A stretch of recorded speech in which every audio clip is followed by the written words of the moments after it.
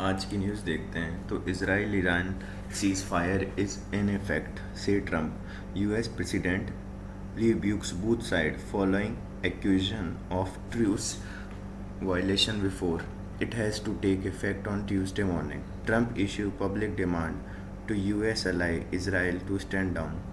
The US President Donald Trump said on Tuesday that ceasefire between Israel and Iran was in effect after the truce announced by him earlier seemed to be unraveled following accusation of violation from both sides, prompting him to curse the two West Asian countries and issue a rare public demand to Israel to stand down. The day witnessed dramatic development as both Israel and Iran carried out massive strikes against each other in the final hours before the intended started at 7 a.m. ceasefire announced by the US President. The Israeli military said it struck 8 ballistic missile launchers in western Iran. Tehran fired at least 20 ballistic missiles in 6 barrages. 4 people were killed, at least 22 injured in Iran's missile attack. Both Israeli and Iran officials said they accepted the ceasefire. In the light of achieving the objective of the campaign, the Israel agreed to the US President's proposal for a mutual ceasefire. The office of both Israeli Prime Minister Benjamin Netanyahu said in a statement. Israeli claimed missiles were fired at 10:30 a.m., which it blamed on Iran. Defense Minister Israel Katz said he had ordered the military to respond forcefully in Tehran. Mr. Trump, however, warned against any response. Israel, do not drop those bombs. If you do, it is a major violation. He wrote in all capital letter in social media post asking America closest ally to stand down. Despite the warning, Israel carried an airstrike against the Iranian radar north of Tehran, but stopped short of launching any major attack. Iran's President Masoud Pezeshkian said Tehran would respect the ceasefire if Israel does the same. तो सीधी बात है, कुछ लेना देना नहीं है, लड़ रहे हैं और सीज़ फायर की बात कर रहे हैं, फिर एक दूसरे पे बम फोड़ रहे हैं. तो बस वही है कि भाई ये वायलेशन कर रहे हैं, हम नहीं फोड़ेंगे, हम भी रेस्पेक्ट करेंगे, अगर ये कर देंगे तो बस वही टाइम पास. फिर एक ही न्यूज़ है कि find ways of increasing revenue of panchayat Amit Shah argues CM. तो क्या हुआ है, union minister for home affairs Amit Shah on Tuesday अर्ज the CM minister of 4 state Uttarakhand, Uttar Pradesh, Chhattisgarh and Madhya Pradesh to devise way and formulate rules to increase the revenue of Gram Panchayat. Mr. Shah said that enhancing the revenue of Panchayat would make India's 3-tier Panchayati Raj system more effective, according to statement by Ministry of Home Affairs. The Bharatiya Janata Party in power in these states. The Union Minister made comment while chairing 25th Central Zonal Council meeting in Varanasi, which was attended by UP CM और इन सारे CMO ने attempt किए. तो zonal meeting हुई थी यहाँ पे, ठीक है. तो उसमें बोला है कि भाई तुम इंक्रीज़ करो अपना रेवेन्यू. फिर 19th issue were discuss including the several matters of national importance.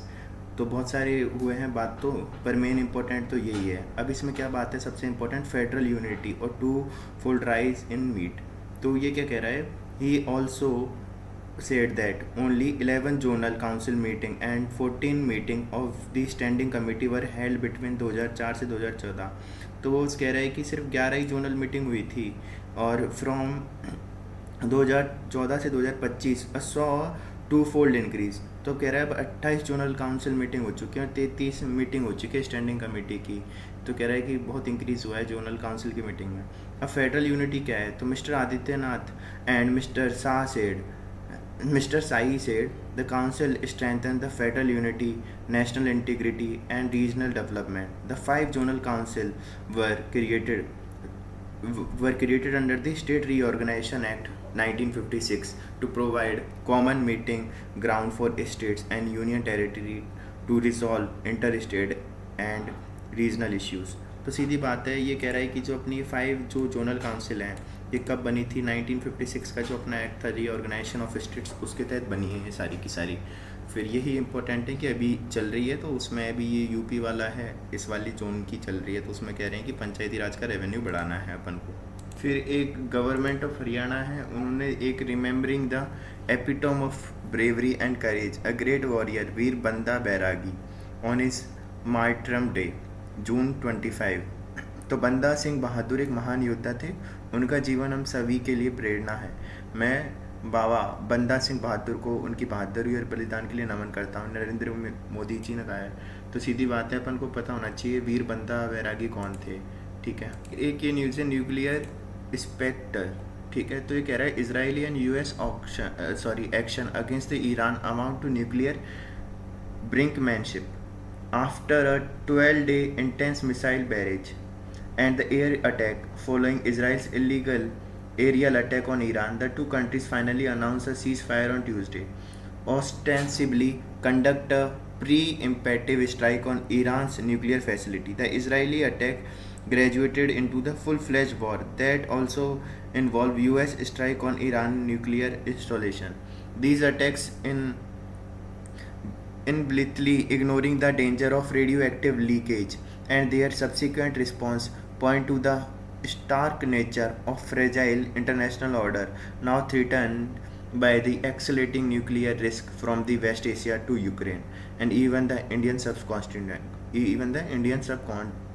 ठीक है, the attacks on Iran might have damaged its nuclear installation and in particular its uranium enrichment capability.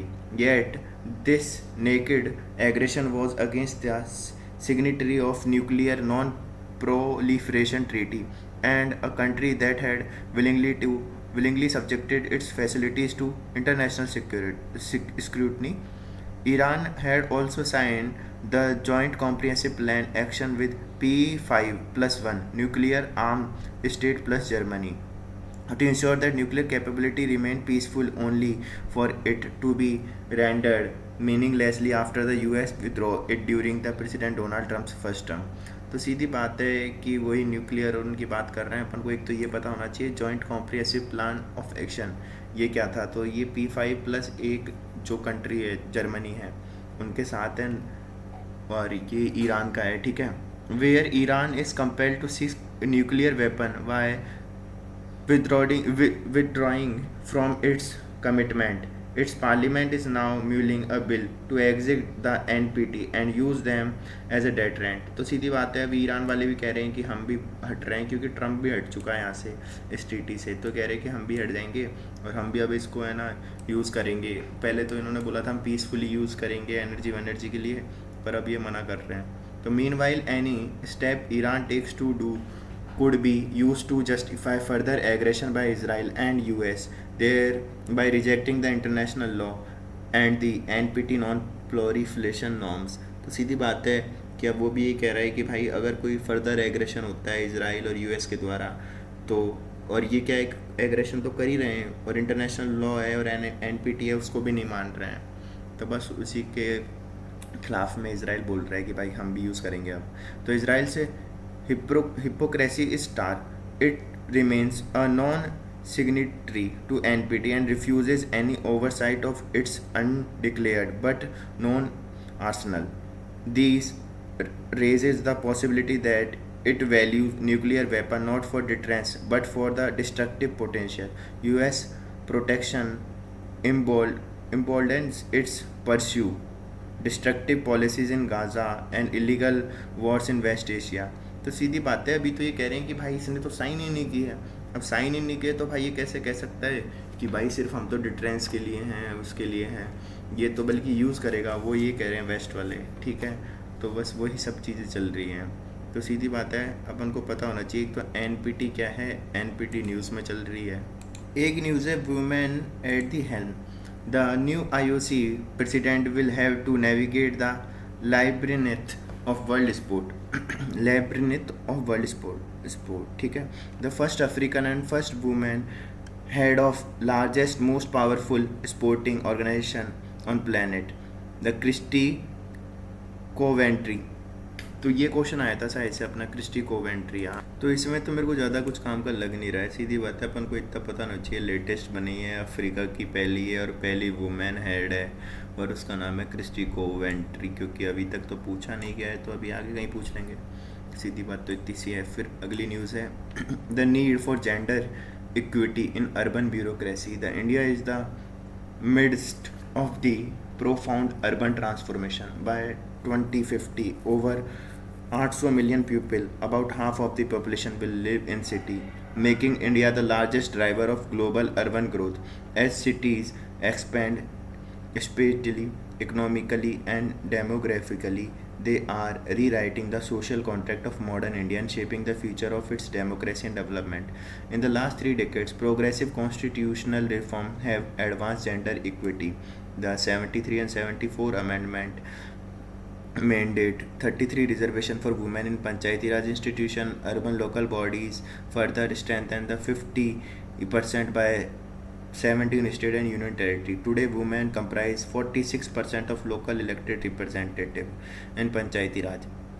तो सीधी बात है, कह रहा है कि भाई कि 46% जितनी भी अपने रिप्रेजेंटेटिव है वुमेन है, 17 स्टेट्स ने 50% आरक्षण दे दिया है इनको, और वही सब टाइम पास कर रहा है। फिर कह रहा है however the bureaucratic apparatus that implements their decision remains overwhelming male. While women's representation in grassroots politics has increased, administrative cadres exhibit a stark imbalance, limiting the ability of cities to respond equitably to all citizens. As we invest in highway, metros, and smart city, we overlook a foundational aspect of inclusive development, gender equity in bureaucracy. तो सीधी बात है, वो कह रहा है कि भाई देखो ग्रास रूट लेवल पे तो वुमेन का पार्टिसिपेशन बढ़ गया है, पर वो साथ में ये भी कह रहा है कि जो अपने एडमिनिस्ट्रेशन में हैं, जो उनकी मतलब कोई पॉलिसी है या उनके कुछ डिसीजन है उनको लागू करने वाले हैं, वो मेनली तो मेल लोग ही हैं। तो वो कह रहा है कि जो ब्यूरोक्रेटिक में अपना एक जेंडर गैप है बहुत खतरनाक। अब उसको देखते हैं क्या कह रहा है आगे। तो bureaucratic gender gap, despite more women entering the civil services, the urban administrative architecture remain male dominant. As of 2022, women constituted just 20% of Indian administrative services, with even lower representation in urban planning, municipal engineering, and transport authorities. In policy, only 11.7% of national forces are women and often confined to desk role. तो सीधी बात कह रहा है कि जितनी भी women's हैं जो सिविल सर्विसेज में जा रही हैं वो वैसे ही कम है।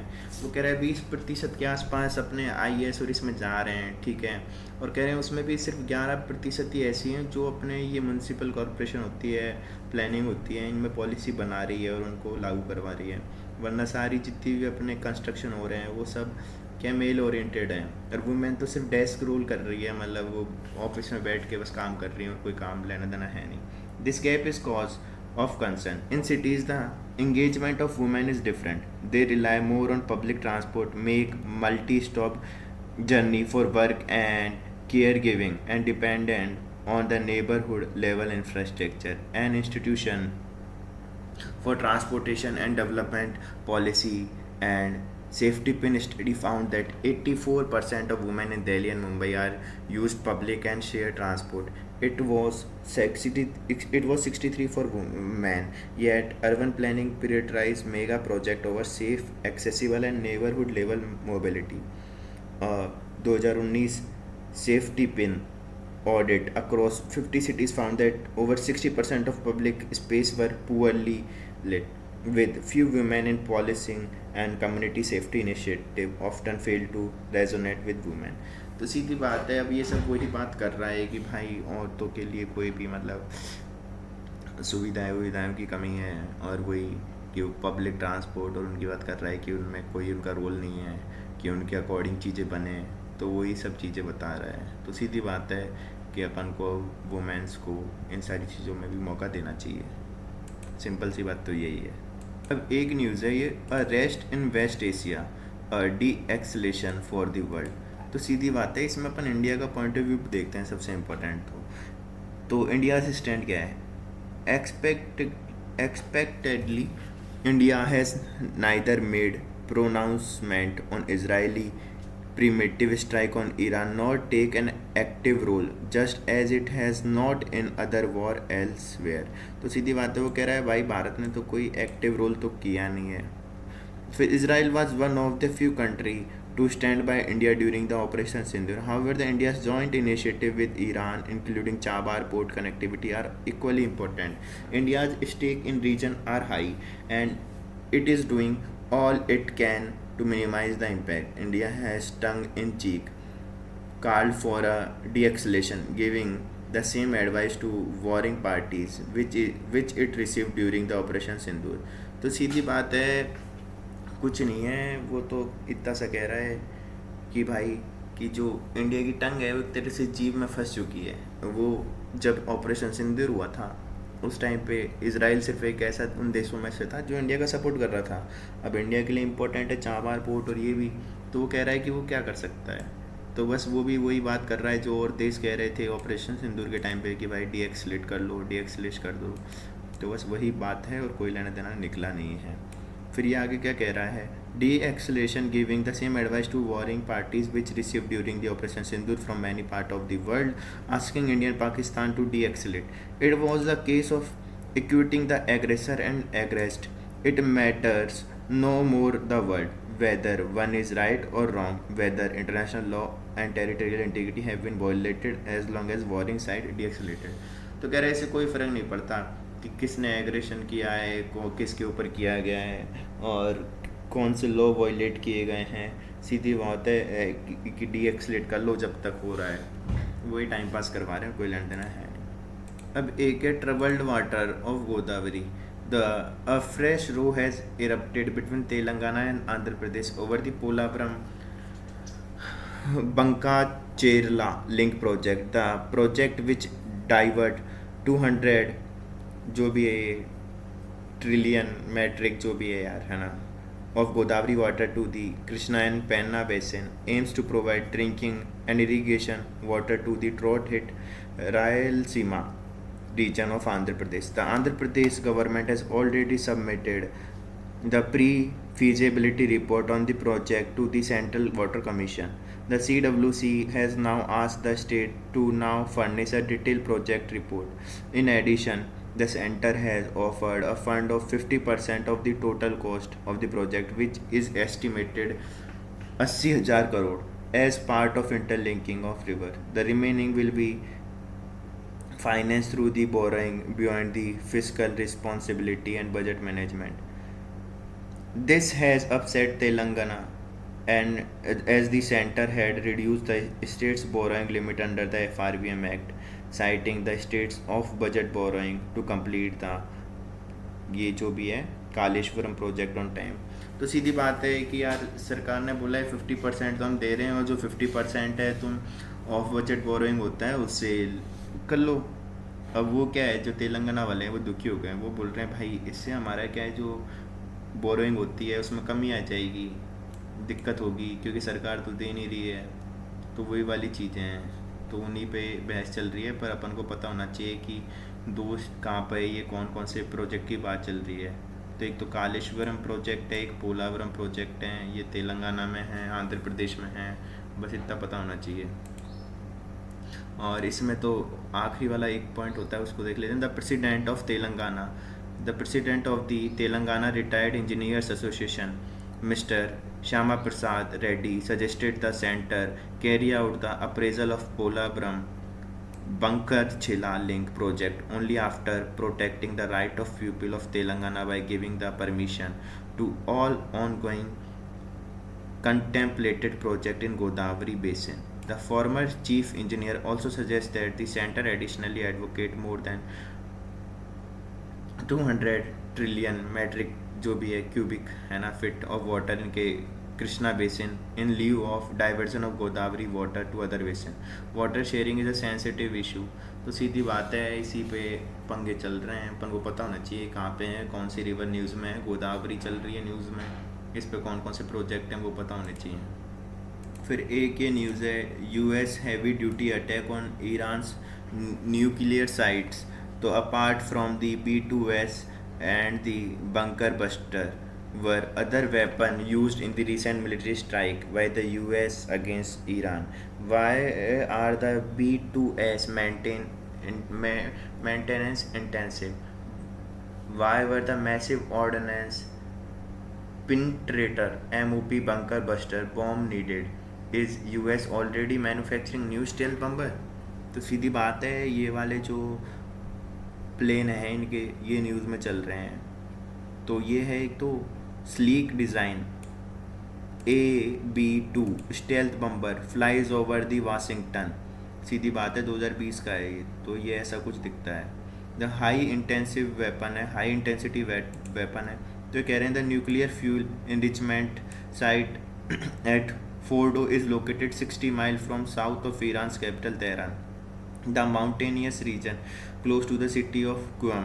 The facilities are buried deep underground, estimated to be 80 to 90-meter deep, to withstand Israeli airstrike.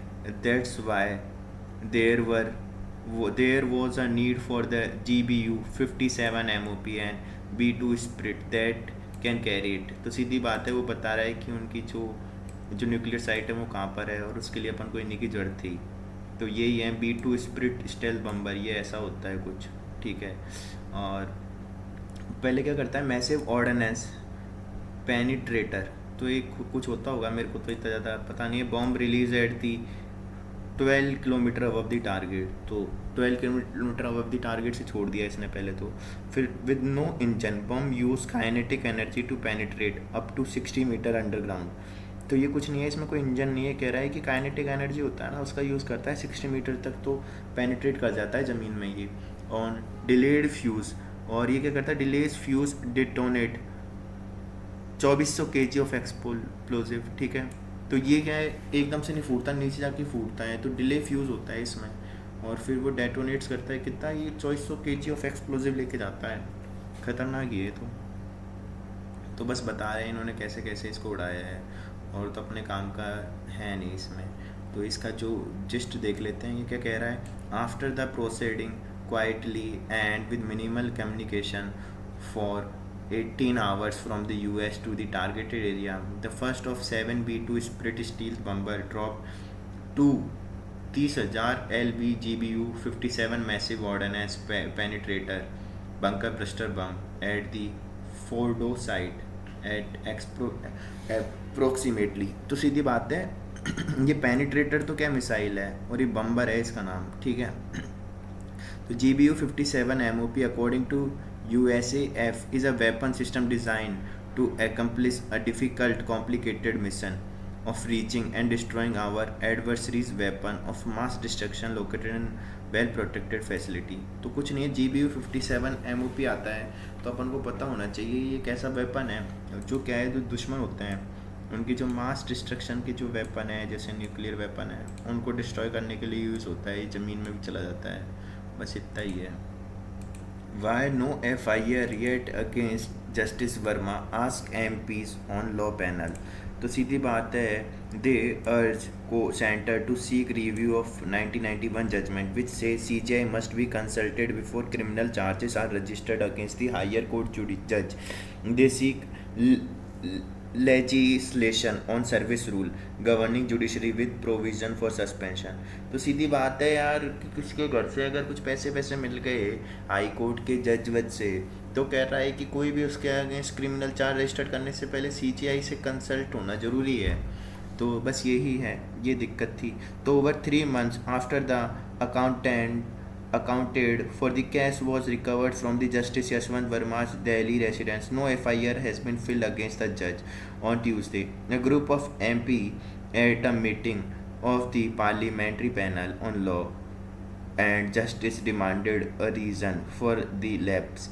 The MP are from the booth, the opposition and the ruling party। तो सीधी बात है, वो नाराज हैं। The MPs also urged the government to file a review petition to revisit the 1991 K. Veer Swamy judgment of Supreme Court, which states the Chief Justice of India must be consulted before the criminal case can be registered against any High Court judge।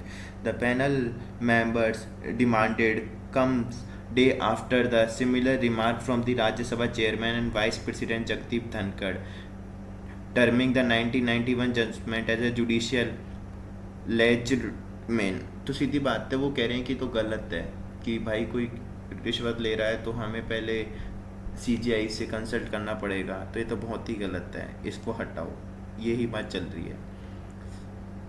फिर ये और भी कह रहे हैं कि the MP also emphasise that there should be a strict rule governing जजेस taking post retirement job. Justice in higher judiciary should not take up the government assignment till the period of 5 years after the retirement and members। तो ये कह रहे हैं कि भाई कि ये जो जब रिटायर हो जाते हैं उसके बाद जॉब वॉब भी ले लेते हैं, ये भी गलत है, इनको मना करो कि भाई ये कोई गवर्नमेंट जॉब नहीं ले सकते 5 साल के टर्म के अंदर में जब ये रिटायर्ड होते हैं। तो बस उसी की बातें चल रही है। फिर ये न्यूज़ भी अच्छी है। For first time, India breaks into top 100 in global SDG ranking. The index measure overall progress towards achieving 17 Sustainable Development Goal adopted in 2015. India takes 99th rank, up from 109। तो 109 से अब 99 में आ गए, पहली बार अपन 100 के अंदर में। India has for the first time secured a position among the top 100 countries in the Sustainable Development Ranking SDG index ranking, 99th out of 167 nations in 2025 edition of the Sustainable Development Report released on the Tuesday by the United Nations Sustainable Development Solution Network. The latest report places India with score 67 on the SDG index, a significantly improvement from its 109th rank. China ranked 49 with a score of 74.4 and United States 44 with 75.2। तो कह रहा है कि China की rank 49 है, US की rank है 44 और भारत की रैंक है 99। भारत का स्कोर है 67। The index major overall progress toward the achieving 17 SDG adopted by United nation. तो सीधी बात है कि इन पे हम देख रहे हैं। फिर क्या कह रहा है, among the India's neighbouring country, Bhutan की रैंक है 74वीं, नेपाल की रैंक है 85वीं, बांग्लादेश की 114वीं और पाकिस्तान की 140वीं। फिर मैरीटाइम नेबर में देखें तो मालदीव और श्रीलंका में देखें तो 53 और 93 रैंक है, मालदीव की 53 और श्रीलंका की 93। The report noted that the sins the adoption of SDG India has steadily improve it's standing. It's rank पहले 112 थी, फिर इसकी कितनी हुई 121, फिर 120, तो ऐसे ऐसे इम्प्रूव हुई है। पहले 120, फिर 121, फिर 112, फिर अभी अपन 99 पे आ गए। ठीक है, तो despite India's gain the report flag that global progress on SDG has largely stalled. Only 17% of the SDG targets are tracked to be achieved by 2030। तो कह रहे हैं कि सिर्फ 17% जो टारगेट है ना वही हम 2030 तक अचीव कर पाएंगे, और तो नहीं कर पाएंगे। फिर कह रहा है कि SDR authored by the team led by the economist Jeffrey Sachs जो भी है pointed to continued dominance by the European nations on the index। Finland, Sweden, Denmark hold the top 3 position. तो कह रहा है कि जो अपनी अभी भी इसमें जो यूरोपियन नेशन है ना वो ही ज़्यादा टॉप कर रहे हैं। जैसे इसने बताया कि फिनलैंड, स्वीडन, डेनमार्क ये टॉप 3 में आ रहे हैं विद 19 कंट्री है ना टॉप 20 में, वो सारे यूरोप की है। तो बस उसी की बात कर रहे हैं। पर इंडिया पहली बार आ गया है, अपन को इतना याद रखना है 99 पे। फिर अगला है maritime body sound alarm on order to retire old ships. The international maritime federation fears the DG shipping orders में result in premature retirement of as many as 700 vessels and render more than 20,000 seafarers jobless. Over 700 Indian flagged vessels, mostly operating in coastal and near shore route, are expected to be retired prematurely on age basis restriction being imposed by the DG shipping, said the International Maritime Federation। तो सीधी बात है, वो कह रहे हैं कि हमारे इतने चले नहीं हैं, पर उनका जैसे एज बैरियर होता है कि यार जैसे 20 साल यूज़ करेंगे, पर अपन ने तो 20 साल में मान लो गाड़ी चलाई नहीं, तो वो कह रहे हैं कि हमें प्री मैच्योर ही है ना, मतलब उनको हटाना पड़ेगा, उससे हमारे जॉबलेस हो जाएगी। This would render over 20,000 seafarers jobless and impact the livelihood more than 1 lakh people, IMF official said। They were objecting to DG shipping orders 2023 on vessels age 9, the penalty mechanism on recruitment and placement service license। IMF official said, as per the DG shipping order, 20-year-old ship will be scrapped, and the blanket ban on the age of the ship and disproportionate RPSL penalties are not just operational hurdle, they are ex ex जो भी है यार ये existential threat to India's maritime ecosystem, said the captain Nalin Pandey. तो सीधी बात है, ये कह रहे हैं जो 20 साल से पुराने वालों को यूज़ नहीं कर सकते, तो वही दिक्कत है। IMF official said comprehensive global data set of over 1.3 lakh commercial vessels and 3.7 lakh inspection found older vessels, especially those that have operated safely for over 25 years, often demonstrate better safety records than newer ship। तो कह रहे हैं कि ऐसे बहुत हैं जो 25 साल से पुराने हो गए पर वो नए वाले शिपों से भी अच्छा काम कर रहे हैं, तो इसे ज़रूरी थोड़ी कि उनको ख़त्म कर दो। पर ये बहुत दिक्कत वाली चीज़ें हैं, इससे हमारे बहुत जॉबलेस हो जाएगी, बस वही चीज़ है। तो अपन को याद रखना है कि 20 साल से पुराने शिप है ना, उनको यूज़ नहीं कर सकते हैं इस जो भी अपना ये रूल है इसके अकॉर्डिंग, ठीक है।